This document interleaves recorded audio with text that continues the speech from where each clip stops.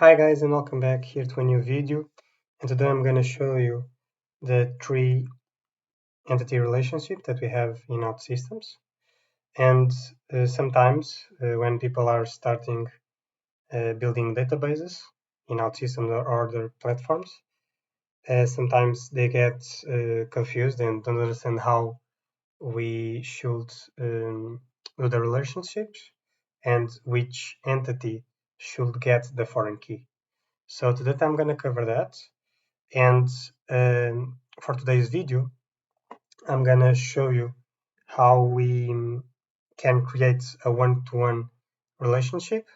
And the next videos, I'm gonna cover the one-to-many and many-to-many relationships. Okay, so I'm gonna divide that per topic. So today, I'm gonna show you how we can create one-to-one relationship.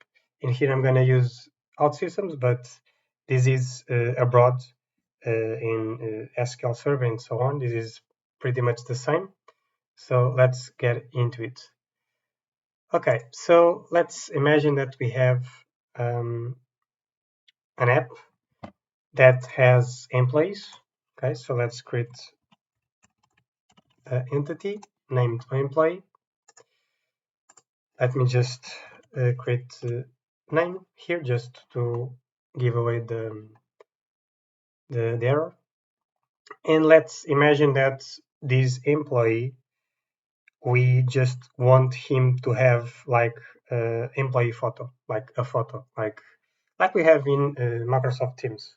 So we have our account and we have a photo that we can change and put in our face or something like that. Okay.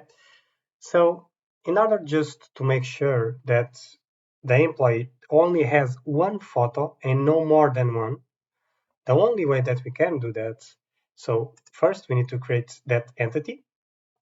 Okay, in OutSystems we separate the binaries from other tables. Okay, in your database, if you want to use the same one, it's up to you.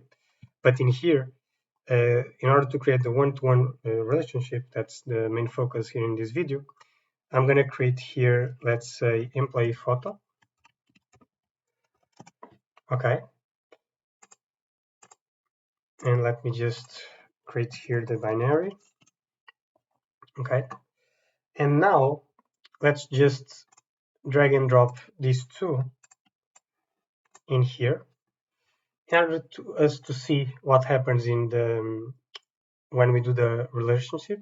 Okay, so the way that we can do that in the one-to-one is to make sure that the employee photo ID has the employee ID.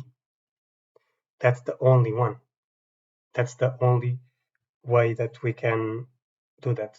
So in here in employee photo, we change the long integer, which is by default, we change to employee identifier.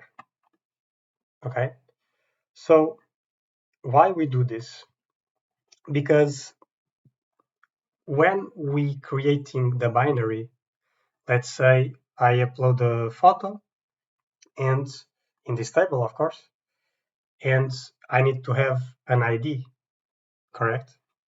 It's it's a mandatory field. We need always to have the ID attribute.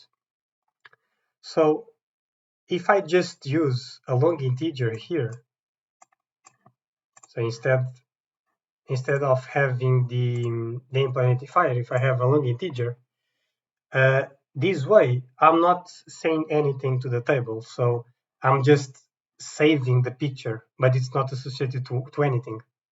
So I need to say explicitly what is the binary or the image associated with.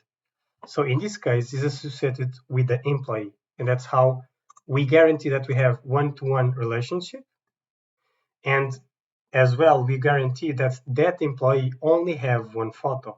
Okay, so hope you understand this, and please subscribe to the channel. Okay, and I'll see you in the next video.